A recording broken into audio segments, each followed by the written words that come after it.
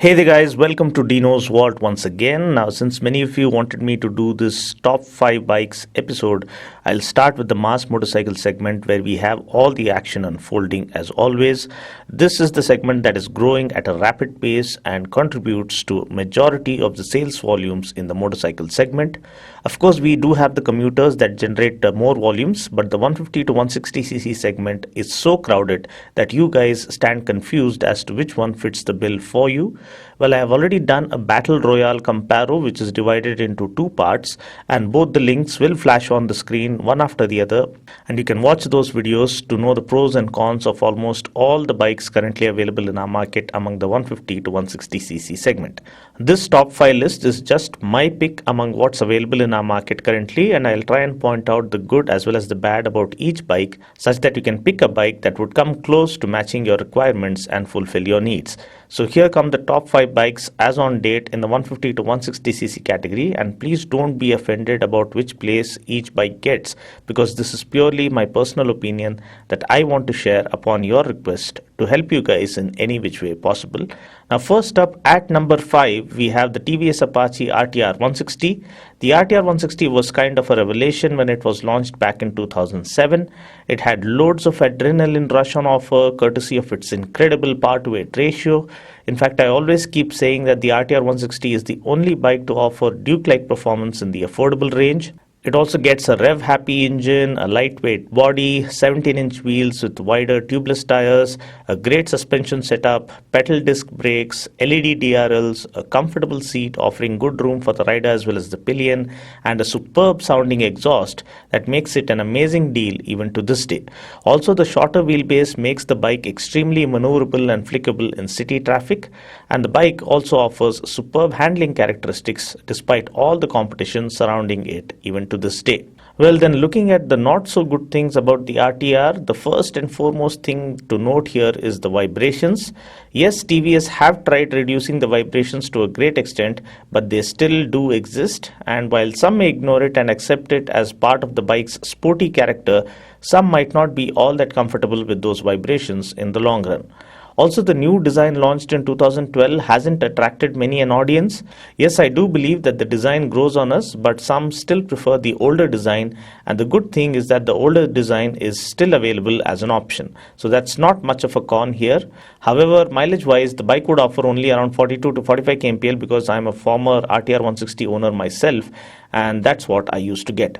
Another thing to be noted here is that though the shorter wheelbase improves its flickability and offers better cornering ability, it does affect the bike's straight line stability or high speed stability. The bike is manageable for experienced riders on the highways, but for younger riders, they need to be really careful at high speeds because just as it was mentioned in one of its commercials, the bike is indeed scarily fast. Now, coming in at number 4 is the RTR 160's arch rival, the Bajaj Pulsar 150 DTSI. Now, as per the latest update, it does get the new laser-edged decals and body graphics. It doesn't yet get the BS4 engine, maybe it will in a few months, and it does look more attractive in this red and black paint scheme. It also comes with tubeless tires now and a more comfortable seat that ensures that the rider doesn't slip down the seat each time he hits the brakes. What makes the Pulsar 150 such a great value for money proposition still is its all-rounder capabilities that stands out among the rest of its competition. It still looks quite attractive despite having a similar design silhouette for over a decade now, and we do get the wolf-eyed headlamps, the stunning tail lamp setup with twin LED strips, the adjustable nitrox rear shock absorbers, a nice and refined engine that offers a perfect blend of power and economy. Mileage-wise, my Pulsar 150 used to give me around 58 kmpl, which is incredible. Also, one area where the Pulsar scores over the rest is with its long and comfortable seat. This has to be the bike that offers maximum room for the pillion in our market. The only issue earlier was lack of tubeless tires. Well, that has been sorted out because the bike now comes with tubeless tires.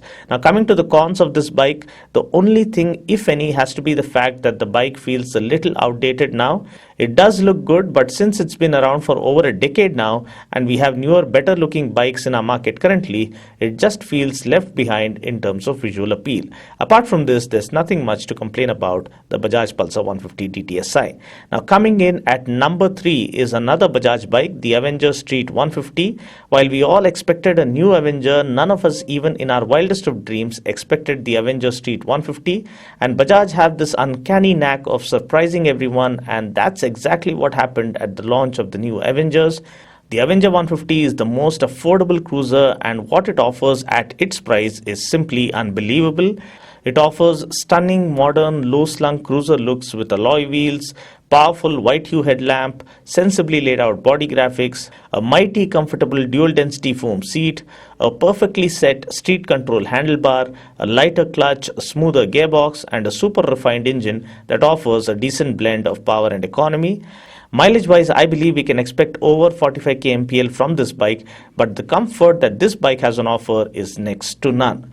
Now, the Avenger Street 150 and the Street 220 both now come with BS4 compliant engines, which means lower emissions and that they are more environment friendly. Also, the new Avenger BS4 models come with tubeless tires, the only thing that was lacking in this near perfect package. Now, coming to the cons or not so great things about this bike, there's hardly anything one can complain about. If at all anything, you need to be a little careful while braking hard at higher speeds. I would suggest that you maintain appropriate tire pressure as per the user manual and apply both brakes together and apply slightly more pressure on the front brake compared to the rear brake to avoid skidding. Lack of a kickstarter might worry a few, but so long as you get your battery serviced every 2 months, I believe you have nothing to worry about. Also, Bajaj have absolutely nailed it with the pricing because it is indeed very, very affordable when compared to other street fighters in the segment. Now, before we go to the top 2 bikes, let me share a quick word for all Yamaha fans out there. Yes, the FZS FI version 2 doesn't make it to this list. Mind you, I am a die-hard Yamaha fan myself and have owned the Phaser as well as the FZS version 2.0, but I feel the FZ version 2 isn't as appealing design-wise as the carbureted variant of the FZ. Also, it is the higher price tag of the FZ version 2.0 that works against it. However, I'd like to include the Phaser version 2.0 and the FZ version 1 as wildcard entries here because the Phaser is an amazing sport tourer and a one-of-its-kind bike in its price range currently, but it is the pricing that lets it down compared to the competition it is up against. The FZ carbureted variant is still an outstanding bike, but the thing that works against it is its low mileage figure. Also, the FZ version 2.0 is a great bike. It's the only bike to offer fuel injection among the street fighters, but the mileage increment isn't all that great. It still does offer only around 45 kmpl even with fuel injection, and with the higher price tag, it loses out to its rivals. Now, moving ahead to spot number 2, we have the Honda Hornet, a worthy competitor to take on the likes of FZ and Gixxer coming from the house of Honda. And what makes the Hornet so special is its macho street fighter looks, stunning design offering great road presence, lighter clutch, a smoother gearbox, great chassis, comfortable seating and riding posture, and a butter smooth engine that offers superb performance and promises decent mileage. As per the dealer feedback, mileage claim is close to 50 kmpl from current owners, which is great considering its power figures. It offers the best power figure of 15.44 bhp when compared to the Gixxer, the FZ, the Apache RTR or even the Pulsar. Now, coming to the cons, the first not so great thing about the Hornet is the poor quality switchgear that even lacks an engine kill switch. Also, the taller stance of the motorcycle means it doesn't suit shorter riders well. Also, the Hornet is slightly expensive when compared to the Suzuki Gixxer, which has become kind of a benchmark in this segment. And finally, maintenance-wise, Honda motorcycles are slightly more expensive when compared to other bikes in our market. Apart from these few cons, the Hornet 160R is an amazing bike that's really winning people's hearts and minds at a rapid pace across our nation. Well, now we have come to the top spot, the number 1 spot, and you might have already guessed it by now. I have to say we have a joint number 1 here. Yes, it is a tie between 2 motorcycles. Both are almost identical in what they have to offer. It's just that one is a different variant that offers various options and great value for money that it demands. Yes, my number 1 pick for the best value for money bike in the 150 to 160cc segment are the Gixxer Street Fighter as well as the Gixxer SF. The Gixxer Street Fighter is the perfect starter bike that I would recommend as a first bike to anyone who wants to get into biking culture. It offers the perfect balance of performance and thrill and economy and comfort and sensibility. It offers amazing handling, good comfort, great control, a refined and responsive engine, lighter throttle action, lighter clutch pull, a smoother gearbox, and to top it all off, a killer price tag. The only negative point of the Gixxer that one can think of is the lack of room for the pillion. You need to have a supermodel girlfriend to feel comfortable in that space. Also, though the Street Fighter model offers great performance and stability, it lacks the windshield, so there's nothing protecting you from the wind blast while on the highways. Now that is where the second bike enjoying the top spot or the number one spot steps in. It is the fared version of the Gixxer SF. It is the most affordable fully fared bike in our market. Also, the fairing is wind tunnel tested using the same method as that of the GSXR range of sports motorcycles from Suzuki, so it is indeed very effective in terms of aerodynamics.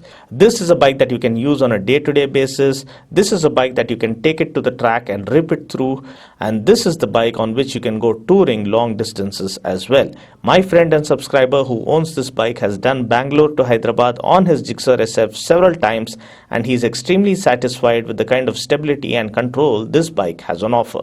Also, another thing working to its favor is that the bike offers different variants to choose from, like a rear disc variant and a fuel injected variant, which is great.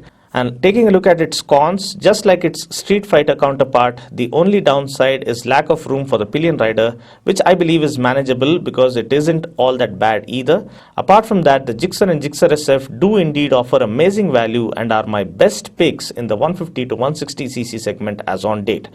Now, as a clarification, you might wonder why I didn't include the likes of R15 and CBR 150R in this list. Well, that's because they belong to the performance and premium category and are placed a notch higher. Similarly, I didn't include the affordable commuters like the V15 and the SZRR version 2.0 because they come across as entry-level offerings. Maybe when time permits, I'll do a comparo for these bikes as well. Well, that's about it for now. I just hope you found this video useful. Until next time, this is Dino saying ciao. Take care, God bless, and ride safe.